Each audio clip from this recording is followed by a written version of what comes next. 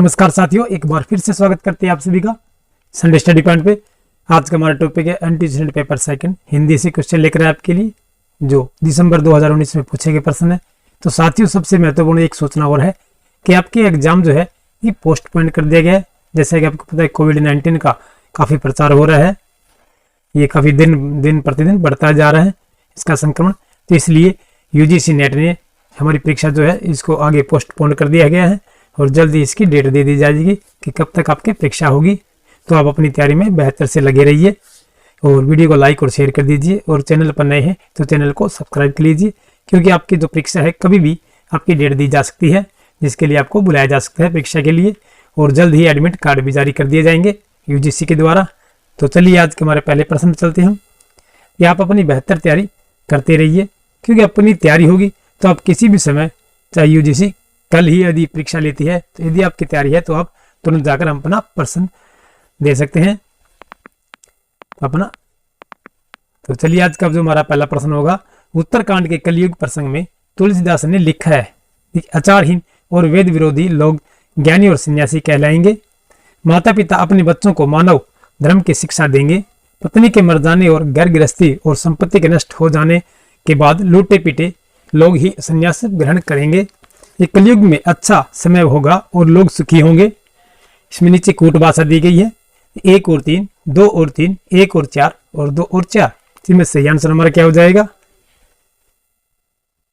कि तुलसीदास ने उत्तरकांड में जो कलयुग का प्रसंग है उसमें लिखा है कि तुलसीदास ने लिखा है कि आचारहीन और वेद विरोधी लोग जो है ज्ञानी और सन्यासी कहलाएंगे, और निराचार जो श्रुति पद त्यागी कलियुग सोई ज्ञानी से विरागी।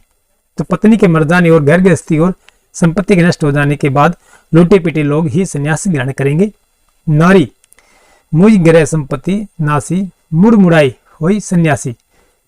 फिर आगे देखिए रामचरितमानस में कुल 7 कांड है, जिनका देखिए बाल कांड, फिर अयोध्या कांड, फिर अरण्य कांड, फिर किष्किंधा कांड, फिर सुंदर कांड, फिर लंका कांड और उत्तर कांड। देखिए आप इन्हें याद रखिएगा क्योंकि कई बार पूछा जाता है इनके जो कांड जो है ये रामचरितमानस के जो कुल कांड 7 हैं और इनका अधिक क्रमवार पूछा जाता है। आप बीच में से पूछ जाते हैं या फिर शुरू से पूछ लिया जाता है। इसमें सही आंसर हमारा ऑप्शन नंबर ए हो जाएगा, 1 और 3 हो जाएंगे। ठीक है, ये आचारहीन 1 नंबर और 3 नंबर जो हमारा सही आंसर हो जाएगा। चलिए अगला प्रश्न जो हमारा, किस विद्वान ने कहा था कि बुद्धदेव के बाद भारत में सबसे बड़े लोक नायक तुलसीदास थे? किसने कहा था ये? Camille Bulcke, George Grierson, William Jones या विलियम कैरी। तो इसमें सही आंसर हमारा ऑप्शन नंबर बी हो जाए, ये जॉर्ज ग्रियर्सन ने कहा था। कि जॉर्ज ग्रियर्सन के अनुसार जो बुद्धदेव के बाद यानी कि जो बुद्ध महात्मा थे उनके बाद जो है भारत में सबसे बड़े जो लोक नायक है ये तुलसीदास ही थे। जो जॉर्ज ग्रियर्सन का भारत के भाषा विज्ञान संबंधित ज्ञान के संदर्भ में विशेष स्थान है। चलिए अगला प्रश्न चलते हैं। जही पंखी के नियर होई कहे बिरई के बाद सोई पंखी उड़ जाई जरी जरी भर होई निपात। ऊहात्मकता के अतिरिक्त उक्त पंक्तियों में व्यक्त भाव की क्या विशेषता है? इसमें प्रेम की विलक्षणता नहीं है। कवि वंदना के स्वरूप विश्लेषण में नहीं ताप की मात्रा नापने में प्रवृत्त है। इसमें विरह ताप के वेदनात्मक स्वरूप की अत्यंत विशद वंदना की गई है। इसमें संग्राम युक्त श्रृंगार के कारण स्वाभाविक प्रेम की वंदना नहीं हुई है। इसमें सही आंसर हमारा क्या हो जाएगा? ए बी सी डी से थोड़ा छोटा कर देंगे। देखिए ये कविता जो है ये मलिक मोहम्मद द्वारा लिखी गई पंक्तियां हैं ये। इसमें विरह ताप के वेदनात्मक स्वरूप की अत्यंत विशद वंदना की गई है। इसमें जो पद्मावत जो इनका उपन्यास है ये काव्य कीर्ति है मलिक मोहम्मद जायसी की और उसकी ये पंक्तियां हैं। चलिए अगले प्रश्न चलते हैं। निर्देश दिया गया, इस प्रश्न में 2 कथन दिए गए हैं। ये कथन स्थापना और तर्क आ गए हैं। तो चलिए सीधा ही हम स्थापना पे चल पड़ते हैं। स्थापना दी गई, आधुनिक एक अनवरत और अंतहीन प्रक्रिया है। तर्क दिया गया, क्योंकि प्रत्येक परिवर्तन नए संशयों सिद्धांतों और संभावनाओं का जन्म देता है। तो ए गलत आर गलत है, ए सही आर सही है, ए गलत आर सही है और ए सही आर गलत है। इसमें सही आंसर हमारा क्या हो जाएगा? ठीक है, ऑप्शन नंबर जो सी हमारा बिल्कुल सी आंसर हो जाएगा। ए गलत है और आर हमारा सही है।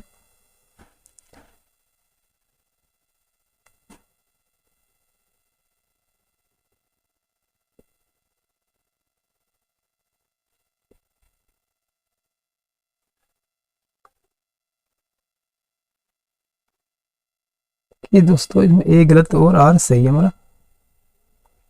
आधुनिक एक अनवरत और अंतहीन प्रक्रिया है, ये तो बिल्कुल सही है। तर्क दें क्योंकि प्रत्येक परिवर्तन नए संशोधन और संभावनाओं का जन्म देता है। इसमें देखिए हमारा ऑप्शन नंबर बी होना चाहिए था, क्योंकि दोनों ही हमारे सही होंगे। चलिए अगला प्रश्न चलते हैं हम। निम्नलिखित आलोचना ग्रंथों को उनके लेखकों के साथ सम्मिलित कीजिए। एक तरफ आलोचना ग्रंथ है और एक तरफ आलोचक है। इसमें ये सूची 1 और सूची 2 दी गई। कंबाइनिंग एक पुनर्विचार, अधूरे साक्षात्कार, इतिहास और आलोचना, प्रेमचंद और उनका युग। ये नीचे सूची 2 है। नामवर सिंह, मुक्तिबोध, निमिचंद्र जैन, शिवदान सिंह चौहान, रामविलास शर्मा। तो नीचे कूट भाषा भी दिया गया है। इसमें सही आंसर हमारा ऑप्शन नंबर ये हो जाएगा कि 2 3 1 5, 2 3 1 5 हो जाएगा। ये कंबाइनिंग एक पुनर्विचार है, तो मुक्तिबोध की होगी। कंबाइनिंग एक विचार जो है मुक्तिबोध की है। फिर अधूरे साक्षात्कार, अधूरे साक्षात्कार जो है ये हमारा नामवर सिंह, नहीं सॉरी दोस्तों, ये नेमीचंद्र जैन का हो जाए। 2 3 है ना, ये हमारा नामवर नेमीचंद्र जैन का हो जाएगा। फिर इतिहास और आलोचना, इतिहास और आलोचना हमारे ये नामवर सिंह को हो जाएगा। फिर इसके पश्चात है प्रेमचंद और उनका युग, ठीक है, रामविलास शर्मा जी का, ये हमारा इसलिए हमारे 2 3 1 5। फिर से देखिएगा कंबाइन एक पुनर्विचार जो है मुक्तिबोध की है। फिर अधूरे साक्षात्कार नेमीचंद्र जैन का है। इतिहास और आलोचना नामवर सिंह की है। और प्रेमचंद और उनका युग रामविलास शर्मा जी का है। ये आलोचक थे, याद रखिए, इनका नाम भी याद रखिएगा क्योंकि कई बार पूछा जाता है आलोचकों के नाम। फिर निम्नलिखित उपन्यासों को उनसे संबंध पात्रों के साथ सम्मिलित कीजिए। उपन्यास दिए गए हैं और उनके पात्र दिए गए। तमस, स्कूल बाबू, राग दरबारी, शेखर, महाबोध, रिचर्ड, जूठा सच, रंगनाथ और तारा। इसमें सही आंसर हमारा ऑप्शन नंबर सी हो जाएगा। देखिए 3 4 1 5, 3 4 1 5। देखिए तमस जो है रिचर्ड है, 3 हो गया ना। फिर राग दरबारी जो रंगनाथ है, 3 4 और 1 5। महाबोध जो है स्कूल बाबू का है और जूठा सच जो है तारा। इस प्रकार हो जाएगा हमारे। तमस जो है रिचर्ड का, राग दरबारी जो रंगनाथ, महाबोध स्कूल बाबू, जूठा सच तारा। चलिए अगला प्रश्न चलते हैं। निम्नलिखित आत्मकथाओं को उनके लेखकों के साथ सम्मिलित कीजिए। एक तरफ आत्मकथाएं हैं और दूसरे लेखक हैं। ये हादसे जो है सुशील टाकबोरे, मुड़ मुड़ कर देखता हूं ओम प्रकाश वाल्मीकि, शिकंजे का दर्द कृष्णा अग्निहोत्री, जूठन राजेंद्र यादव और एक रमणिका गुप्ता। ठीक है, इसमें सही सा यदि आपको याद हो, देखिए जूठन जो है देखिए राम ओम प्रकाश वाल्मीकि की है। ठीक है, देखिए डी का चौथे से मिला लीजिएगा आप, यदि इसमें है कोई तो। देखिए मिल गया ना हमें ऑप्शन नंबर सी जो हमारा। इसको थोड़ा छोटा कर देते हैं हम।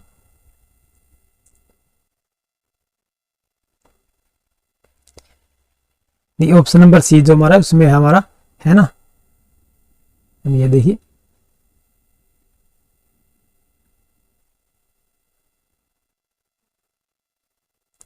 ऑप्शन सी में देखिए फोर्थ का देखिए डी सेकंड है ना हमारा, ओम प्रकाश वाल्मीकि। देखिए जूठन का जो है ओम प्रकाश वाल्मीकि है, हमें याद है तो देखिए मिल गया ना हमें क्वेश्चन आंसर। इस प्रकार देखिए हादसे जो है रमणीक गुप्ता का है। ठीक है, रमणीक गुप्ता 5 हो जाएगा। फिर 4 से देखिए मुड़ मुड़ कर देखता हूं, ये हमारा राजेंद्र यादव का है। शिकंजे का दर्द, शिकंजे का दर्द हो सुशील टाकबोरे का है। और जूठन जो है ओम प्रकाश वाल्मीकि है, जो एक दलित उपन्यासकार है, इनका नाम आता है इस प्रकार। चलिए अगला प्रश्न जो हमारा निम्नलिखित ग्रंथों का सही कालक्रम। ये कालक्रम के अनुसार हमें बताना है ABCD से। सही आंसर हमारा ऑप्शन नंबर बी हो जाएगा। द पोइटिक्स, फिर Literaria, Biographia, aesthetic, the sacred would. ग्रंथों का सही कालक्रम पोइटिक्स जो है देखिए 383 से लेकर 322 ईसा पूर्व अरस्तु द्वारा रचित है ये पोइटिक्स। फिर बायोग्राफी लिटरेरिया तो 1817 ईस्वी कॉलरिज द्वारा रचित है ये। एस्थेटिका तो 1921 में क्रोचे द्वारा रचित है ये। द सीक्रेट वुड तो 1920 ईस्वी के एलियट द्वारा रचित है, याद रखिएगा। द पोइटिक्स जो है अरस्तु की है, जो 384 लेकर 322 ईस्वी इसका कालक्रम है। फिर बायोग्राफिया लिटरेरिया जो 1807 ईस्वी इसका प्रकाशन वर्ष है, जो कोलरिज द्वारा रचित है। एस्थेटिका 1901 ईस्वी है, क्रोचे द्वारा रचित है। द सीक्रेट वुड जो 1920 ईस्वी इलिट द्वारा रचित है। इनका आपको कालक्रम जो है ना, इनके जो देखिए डेट है जो आपको याद रखनी पड़ती है, इसी प्रकार जो काम कालक्रम में लगा जाते हैं। चलिए अगला प्रश्न जो हमारे, तलाकशुदा माता पिता के संतान की मानसिकता पर आधारित उपन्यास है। महाभोज, अंधेरे बंद कमरे, आपका बंटी या शेख रेख जीवनी। तलाकशुदा माता पिता के संतान की मानसिकता पर आधारित उपन्यास है, कौन सा है?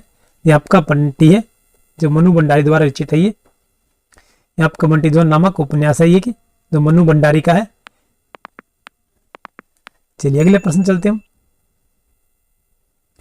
निम्नलिखित क्रांतिकारी कविताओं को उनके रचनाकारों के साथ सम्मिलित कीजिए।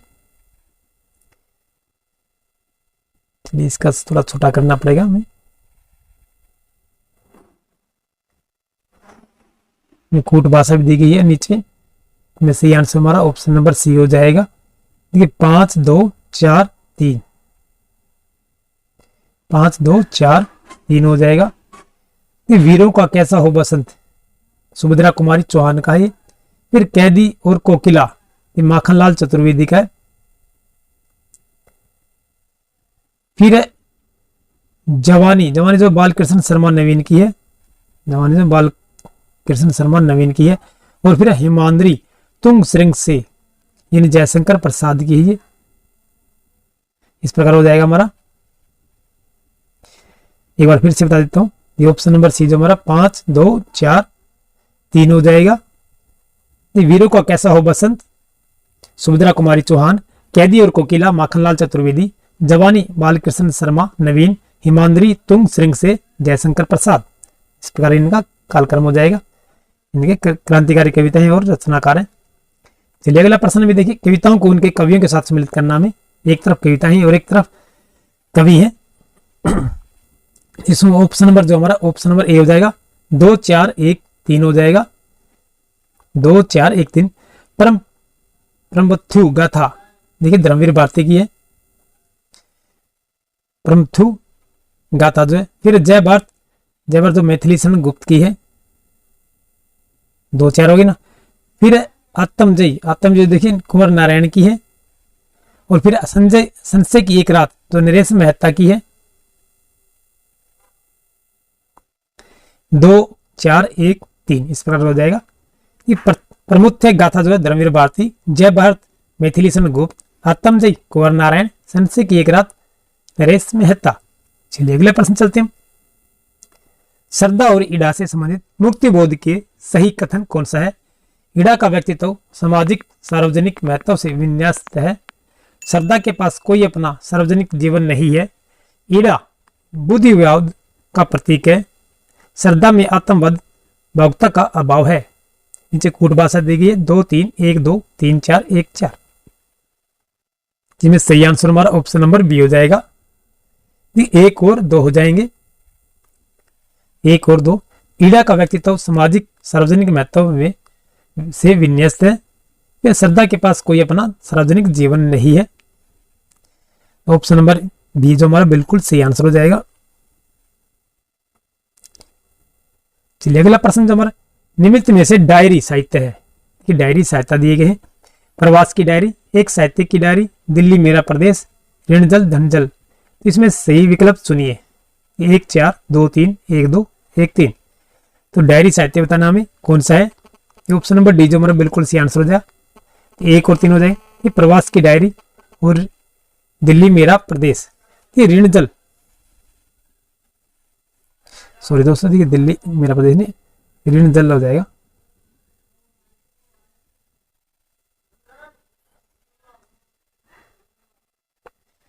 ओह यस, सॉरी दोस्तों, ये दिल्ली मेरा प्रदेश ही होगा।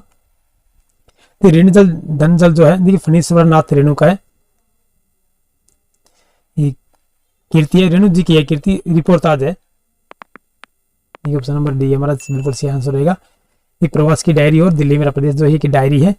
ठीक है, ऋण जल धन जल जो है ये फणीश्वर नाथ रेणु जी का है, जो एक रिपोर्ट आ जाएंगे। फिर प्रवास की डायरी जो हरिवंश राय बच्चन की है, कीर्ति है। दिल्ली मेरा प्रदेश के रचनाकार रघुवीर शाही है। और एक साहित्य की डायरी की रचना गजानन माधव मुक्तिबोध जी की है। चलिए अगला प्रश्न चलते हैं। निर्देश दिया गया, इस प्रश्न में 2 कथन दिए गए, देख स्थापना और तर्क दिया गया है। तो हम सीधे स्थापना पे चलते हैं। दलित चिंतन और साहित्य में अभिव्यक्त मनुष्य गांधी का हरिजन ही है। तर्क दिया गया है क्योंकि दलित साहित्य में मुख्यतः बाबा साहब अम्बेडकर के सामाजिक राजनीतिक चिंतन को अपनाया गया है। ए गलत आर सही है, ए सही आर सही है, ए गलत आर गलत है और ए सही आर गलत है। इसमें सही आंसर हमारा ऑप्शन नंबर ए हो जाएगा। ए गलत और आर सही है हमारा।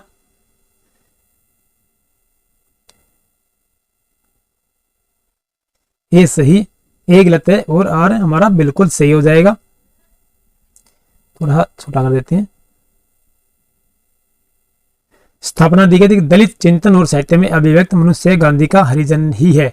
एक तो हमारा गलत हो जाएगा, तो आर हमारा बिल्कुल सही हो जाएगा क्योंकि दलित साहित्य में मुख्यतः बाबा साहब अम्बेडकर के सामाजिक राजनीतिक चिंतन को अपनाया गया है।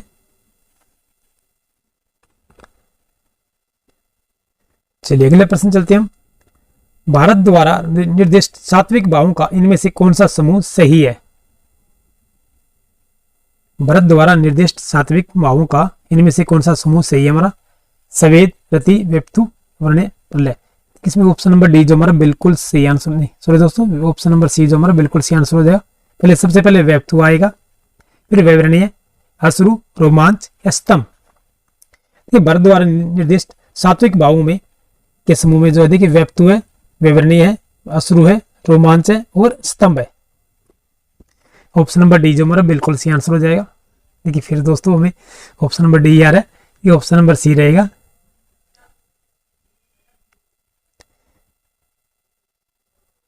चलिए अगले प्रश्न चलते हैं। तो चलिए दोस्तों आज की जो वीडियो हमारी है हम यही समाप्त करते हैं। वीडियो पसंद आए तो वीडियो को लाइक और शेयर कर दीजिए और चैनल पर नहीं है तो दोस्तों चैनल को सब्सक्राइब कर लीजिए। और हमारी अन्य वीडियोस देखने के लिए देखिए पेपर 1 की यदि आपने हमारी वीडियोस देखनी है तो आपको नीचे डिस्क्रिप्शन में लिंक मिल जाएगा, वहाँ से आप हमारी अन्य वीडियोस देख सकते हैं।